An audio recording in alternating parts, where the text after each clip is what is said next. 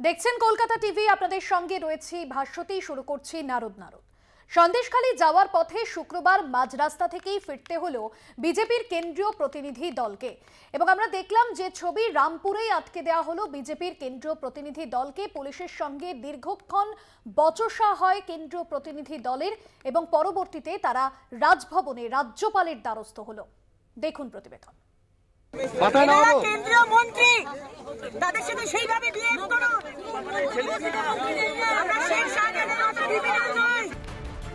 বিজেপির গন্তব্য সন্দেশখালী, রামপুরে আটকায় পুলিশ, রাস্তাতেই বসে বিক্ষোভ। সুকান্ত শুভেন্দুর পর এবার নাড্ডার নির্দেশে বিজেপির কেন্দ্রীয় প্রতিনিধি দল, প্রত্যেকেরই গন্তব্য সন্দেশখালী।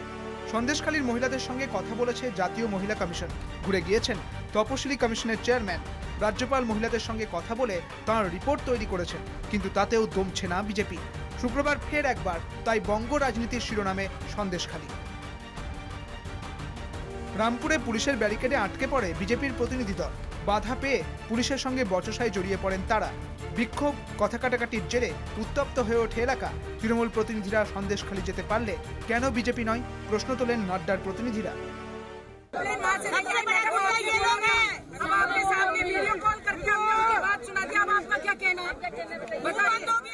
पुलिस कहीं न कहीं ये भी लगता है शेख शाहजहां के गुर्गे ही हैं, टीएमसी के गुर्गे हैं। अगर जो मुस्तैदी से आज रोकने का काम कर रही है, यही मुस्तैदी अगर ये पुलिस वाले शाहजहां के गुर्गे को रोकने के लिए की होती, तो आज हमारी बेटियां, आज हमारी बहुएं जो प्रताड़ित हुई, उन्हें अत्याचार हुआ, उसके साथ अनाचार हुआ, ये नहीं होता। এটা ঠিকই, কয়েকদিন আগে সন্দেশখালী যায় তৃণমূলের উত্তর 24 পরগনার প্রতিনিধিরা। ন্যাজাট হয়ে পার্থভৌমিকেরা যান কালীনগর, পুলিশ তাদের আটকায়নি। যেমন ওই একই জায়গায় ন্যাজাটে এদিন পুলিশ আটকায়নি দিলীপ ঘোষকে। একসময় বিজেপির কেন্দ্রীয় প্রতিনিধি দল তাদের মধ্যে নির্দিষ্ট কয়েকজনকে সন্দেশখালী পাঠানোর জন্য পুলিশের কাছে অনুমতি চায়, কিন্তু পুলিশ অনুমতি দেয়নি। বিজেপির অভিযোগ, তথ্য গোপন করতেই পুলিশ সন্দেশখালীতে পৌঁছতে দিচ্ছে না। তো সেইখানে যেখানে গলতি হয় তো নিশ্চয়ই এখানে সেই জন্য सरकार इसलिए ये छिपाना चाहती है, क्योंकि इतना ज्यादा वहाँ पे लोगों को प्रताड़ित किया जाता गया है, इतना लोगों के साथ, हमारी महिलाओं के साथ इतना अत्याचार किया गया है कि सच सामने न आए, जिसके वजह से ये सरकार, इस सरकार के द्वारा वहाँ जाने से रोका जा रहा है। জাতীয় মহিলা কমিশনের প্রতিনিধিদের সঙ্গে কলকাতা টিভি ও সন্দেশখালীর মহিলাদের সঙ্গে আলাদাভাবে কথা বলে, তাদের অভিযোগের কথা জানতে চায়। শিবু হাজরা, শেখ শাহজাহান, উত্তম সর্দার এরাই করে বেড়াচ্ছে এইসবগুলো। এই সন্দেশখালীটাকে একদম মানে কি বলবো, আতঙ্ক সৃষ্টি করে দিয়েছে ওরাই। দলের উপরে ক্ষুব্ধ না, শুধুমাত্র শাহজাহান, শিবু, শাহজাহান শেখের উপরে, আমরা উত্তম সর্দারের উপরে ক্ষুব্ধ। আপনাদের বাড়ির কোনো মহিলার উপরে নির্যাতন হয়েছে? আপনার বাড়ির হয়েছে? না, হয়নি। আপনি এরকম কাউকে চেনেন যে মহিলার উপরে নির্যাতন হয়েছে? যাদের উপরে হয়েছে তারা কি বলেছে, বলবে? না, আমাকে ডাকেনি। আপনার উপরে শারীরিক নির্যাতন হয়েছে? না, আমাকে নির্যাতন করেনি। হয়নি আপনার উপরে শারীরিক না, নির্যাতন? আমার উপরে শারীরিক নির্যাতন। এরই মধ্যে কয়েক ঘন্টার বিক্ষোভের পর সন্দেশখালীর রামপুর থেকে ফিরে যায় বিজেপির প্রতিনিধিরা। রাজ্যপালকে নালিশ জানানোর কথা বলে যান অগ্নিমিত্রারা। কলকাতা টিভি। আপনাদের সামনে তুলে ধরলাম প্রতিবেদন। আজ আমরা দেখলাম যে মাঝ রাস্তা থেকেই রীতিমতো বিজেপির কেন্দ্রীয় প্রতিনিধি দলকে ফিরে যেতে হলো, এবং পুলিশ বারবার যে বিষয় দাবি করছে যে 144 ধারা জারি রয়েছে এবং তার জন্য কোনো রকম যাতে অপ্রীতিকর ঘটনা না ঘটে, তাই যে কোনো রাজনৈতিক দল অর্থাৎ বিরোধী যে সমস্ত দল রয়েছে তাদেরকে বাধা দিচ্ছে। এর আগেও আমরা দেখেছি যে গতকালই জাতীয় তপশিলি কমিশনের তরফে তারা যেরকম এসেছিলেন, পাশাপাশি জাতীয় মহিলা কমিশনের আধিকারিকরা, তারা গ্রামবাসীদের থেকে এই যে ঘটনা সন্দেশখালী কাণ্ডে সেই সমস্ত ঘটনার পুঙ্খানুপুঙ্খ বিবরণ নিচ্ছেন। কিন্তু কোথাও গিয়ে রাজ্যপাল তিনিও দেখেছি যে কেরল কর্মসূচি কাটছাট করে সন্দেশখালী এসেছেন, রিপোর্ট তৈরি করেছেন, কিন্তু তারপরেও কোথাও গিয়ে বিজেপি দমছে না। বারংবার বিজেপির তরফে একাধিক কর্মসূচি, বিজেপির তরফে সন্দেশখালী অভিযান, তা নিয়ে কিন্তু বারংবার উত্তপ্ত হচ্ছে। আমি একটু সরাসরি আজকে আলোচনায় আসবো। আমার সঙ্গে এই মুহূর্তে অনলাইনে যুক্ত হয়েছেন বিজেপি নেতা শিশির চন্দ্র দাস। শিশির বাবু, আপনাকে স্বাগত জানাবো আজকের আলোচনায়। বারংবার আমরা দেখছি সন্দেশখালী উত্তপ্ত হচ্ছে, এবং যে প্রশ্ন শুরুতেই আপনার কাছে রাখবো, আমরা এর আগে দেখলাম জাতীয় তপশিলি কমিশন তিনি তাদের যারা আধিকারিক রয়েছেন তারা এসেছিলেন, জাতীয় মহিলা কমিশন তারা এসেছেন, রিপোর্ট তৈরি করেছেন, তাদের বিষয়ে তারা পুঙ্খানুপুঙ্খ বিবরণ নিয়েছেন। রাজ্যপাল তিনি কেরল কর্মসূচি কাটছাট করে সন্দেশখালীতে এসেছিলেন, তিনি বিবরণ নিয়েছেন। কিন্তু তারপরেও কোথাও গিয়ে বিজেপি এই বিষয়ে দমছে না, বারংবার আন্দোলন দেখানো হচ্ছে, বারংবার সেখানে যাওয়া হচ্ছে, উত্তপ্ত পরিস্থিতি তৈরি করার চেষ্টা করা হচ্ছে। আপনার কাছে শুরুতেই প্রশ্ন রাখবো,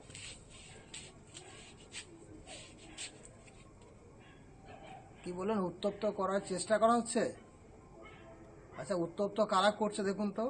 ওরা যদি একবার যেতে দিত ওই সন্দেশখালীতে, তাহলে ওনার তৃণমূলের সমস্ত প্রতিনিধি যাবে, এবং যে সমস্ত মহিলা গিয়েছিল তারা তো ওদের সাজানো যে ওরা নেই রিপোর্ট করেছে, নেই কিছু হয়নি।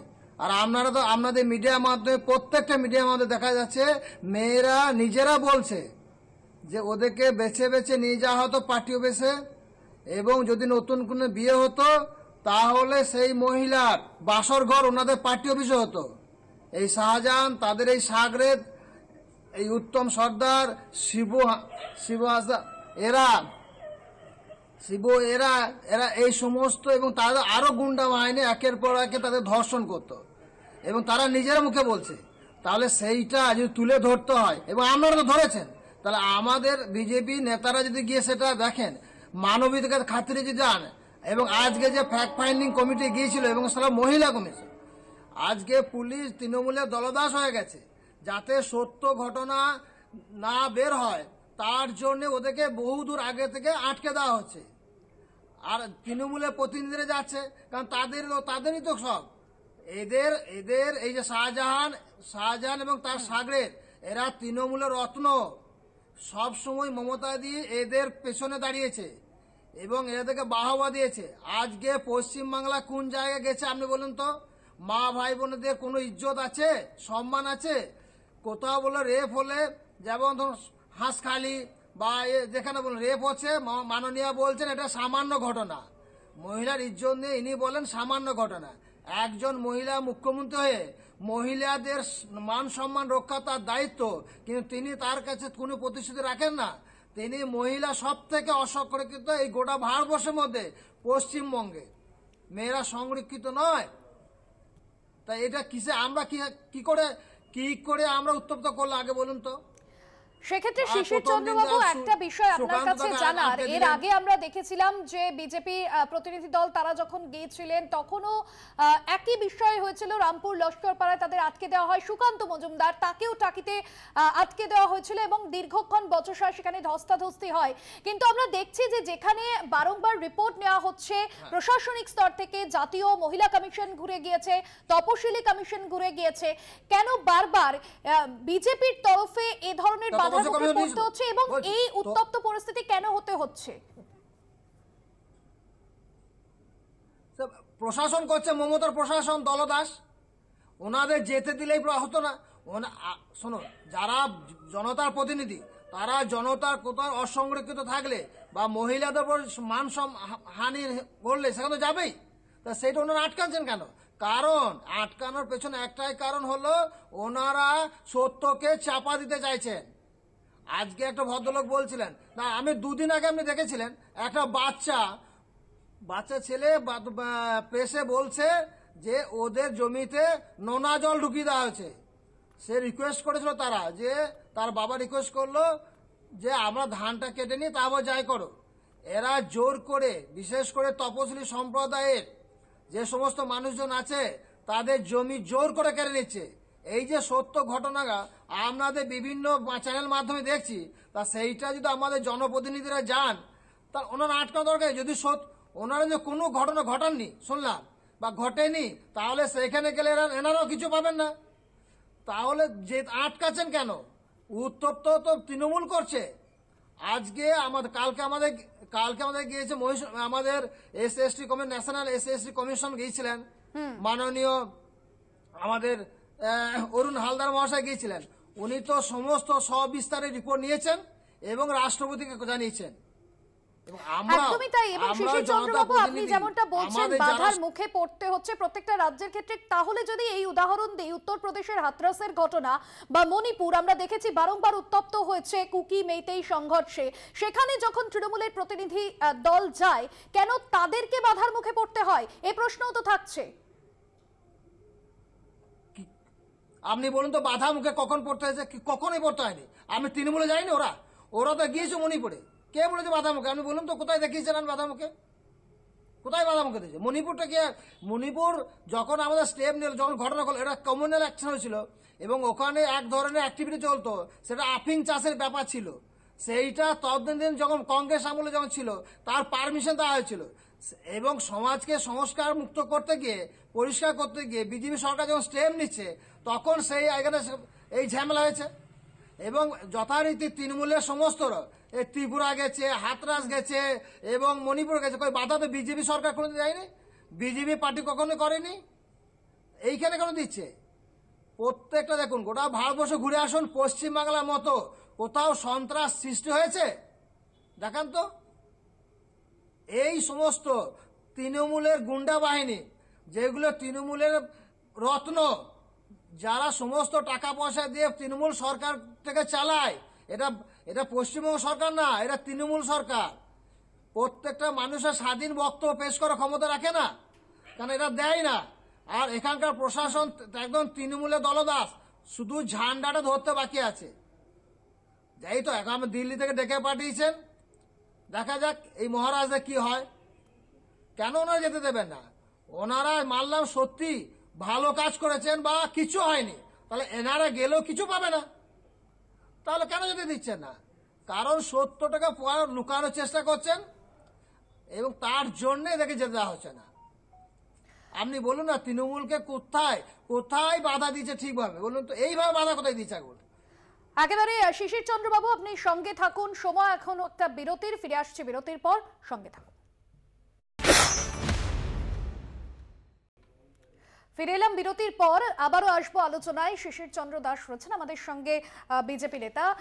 শিশিরবাবু, যাওয়ার আগে যেমনটা আপনি জানাচ্ছিলেন, যে বিষয়গুলো আপনি তুলে ধরছিলেন এবং সেই জায়গা থেকে যে কথা আপনি বলছিলেন নারী নির্যাতনের কথা সন্দেশখালীতে, এবং যে উল্লেখ আপনি করছিলেন বাংলার, এবং সেই জায়গা থেকে যদি বলি উত্তরপ্রদেশ নারী নির্যাতনে যদি রিপোর্ট দেখা যায় সব থেকে বেশি এগিয়ে, তাহলে বারবার এই অভিযোগ কেন আসছে? আপনি রিসেন্ট আপনি রিপোর্ট দেখাতে পারবেন কত পার্সেন্ট আছে গিয়ে? 2023-এর যদি আমরা পরিসংখ্যান দেখি, এবং সেখানে দেখা যাচ্ছে যখন কংগ্রেস বলি, যখন আমি বলছি আপনাকে কংগ্রেস আমল এবং তারপরে যেটা মোলায়েম সিং এর আমল বলেন, সেই সময় নারী নির্যাতন সংখ্যা বেশি ছিল। যতদিন থেকে বিজেপি সরকার করেছে নির্যাতন হার আপনি দেখে নিন। আবার সব থেকে বড় কথা, মুসলিম যেখানে সব থেকে ওরা ক্রাইম করত, আর তারা আজকে শান্তিতে বাস করছে, সব কিছু ভুলে গেছে। ক্রাইম এখন 0% চলে এসছে ভারতবর্ষের মধ্যে। পশ্চিমবাংলা এখন ক্রাইমের এক জায়গা, কারণ এখানে তোলাবাজি, সিন্ডিকেট, মিথ্যাচার, নারীদের অত্যাচার, মাননীয় নিজেই বাহবা দিয়েছেন। এই যে তোলার কথা বলছি আমি, মাননীয় নিজে প্রকাশ্যে বলেছেন 25% যে তোলা তুলবে রাখবে আর 75% তার বাড়িতে পৌঁছাবে। প্রত্যেকটায় একদম অন্যায়ভাবে, এবং যারা অন্যায় করছে তাদেরকে সাহস দিয়ে গেছেন, যার ফলে আজকে এই ধরনের ঘটনাগুলো গোটা পশ্চিমবাংলা হচ্ছে। সব থেকে সন্ত্রাসের আতুরঘর যদি হয় এখন এই মাননীয়ার আমলে পশ্চিমবাংলায় হচ্ছে। এটা আপনি আর ব্যর্থ গলায় বলতে পারি। এবং আপনি প্রত্যেক জায়গায় আপনি খবর নিন, মানুষ বীতশ্রদ্ধ, এই সরকারের প্রতি মানুষ বীতশ্রদ্ধ। আপনি কি করছেন না, 500,000 টাকা লক্ষ্মী ভান্ডার দিয়ে মানুষের মন জয় করতে চাইছে। আজকে বাকিপুর থেকে ধরুন, শাহজাহান ধরুন, কেষ্টমোড়ল ধরুন, একের পর এক, তা ওদের মন্ত্রী পার্থ চ্যাটার্জি ধরুন, আপনি জীবন কৃষ্ণকে দেখুন, কারা এরা কিন্তু মন্ত্রীর আড়ালে এরা সব একজন মাফিয়া রাজ ক্রাইম করেছেন। পশ্চিমবঙ্গের মানুষ ভেবেছিল যে একটা ভালো সরকার আনছে, যার ফলে 34 বছর অপশাসন বামফ্রন্টের সহ্য করতে না পেরে এই মাননীয়কে এনেছিল। তার পরিবর্তে কি পেল মানুষ? আজ শিক্ষা গড়াগড়ি খাচ্ছে, স্বাস্থ্য ভেঙে পড়েছে। হ্যাঁ, আজ শিক্ষিত ছেলে 1000 দিনে বেশি রাস্তায় পড়ে আছে। আর যে সমস্ত অশিক্ষিত যাদের পাস করেনি সেই সমস্ত ছেলেরা আজ চাকরি করছে। আপনি বলুন তো কোন দিকটা ভারতবর্ষের মধ্যে পশ্চিমবঙ্গ এগিয়ে আছে? 100 দিনের কাজে বলছে। 100 দিন কাজ কারা করে? যে সমস্ত সরকার। একেবারে আপনি আমাদের সঙ্গে থাকুন। এই মুহূর্তে আমাদের সঙ্গে যোগ দিয়েছেন বহরমপুর পুরসভার চেয়ারম্যান নারুগোপাল মুখোপাধ্যায়। আপনাকে স্বাগত জানাবো আজকের আলোচনায়। নারুগোপাল বাবু, একটা বিষয় আপনার থেকে জানার, বিজেপির কেন্দ্রীয় প্রতিনিধি দল আজ যখন গেল সেখানে তাদেরকে বাধার মুখে পড়তে হলো। কেন বারবার একটা রাজনৈতিক দল বা বিরোধী দলকে বাধার মুখে পড়তে হচ্ছে? তাহলে কি প্রশাসন কিছু লুকোতে চাইছে? দেখুন, প্রথমত বিজেপি যে বাধার মুখে পড়ছে এই কথাটা সম্পূর্ণভাবে ভুল।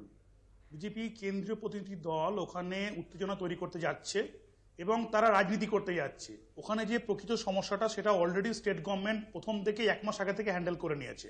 এবং বিজেপি শুধু এটা ইস্যু তো নয়, আপনার মানরেগা ইস্যু থেকে আরম্ভ করে যাবতীয় ইস্যুতে এখনো 2 বছরে 377 বার সিবিআই থেকে আরম্ভ করে ইডি থেকে আরম্ভ করে বিভিন্ন ইনভেস্টিগেশন এজেন্সিকে কাজে লাগিয়ে এই পশ্চিমবঙ্গের যে পরিকাঠামো, যুক্তরাষ্ট্রের পরিকাঠামো, তার উপর আঘাত করার চেষ্টা করে। যেহেতু বিজেপিকে পশ্চিমবঙ্গের মানুষ ভোট দেয়নি, গভর্নমেন্টে আনেনি, এই যে প্রতিহিংসা রাজনীতি বিজেপি তৈরি করছে তারই এটা একটা ইন্টিগ্রেটেড একটা অংশ, ছোট্ট অংশ, যেখানে পশ্চিমবঙ্গের মুখ্যমন্ত্রী, মাননীয় মুখ্যমন্ত্রী অলরেডি একজনকে অ্যারেস্ট করিয়ে দিয়েছে, যেখানে আজকে পুরো পরিকাঠামোটাই সরকারের নিয়ন্ত্রণে।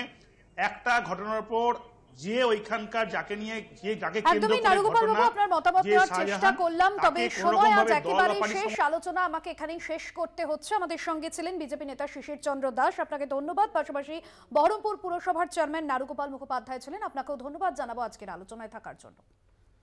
এখন এখানেই শেষ করছি। অন্যান্য আরো খবরের জন্য দেখতে থাকুন কলকাতা টিভি রাত দিন 7 দিন।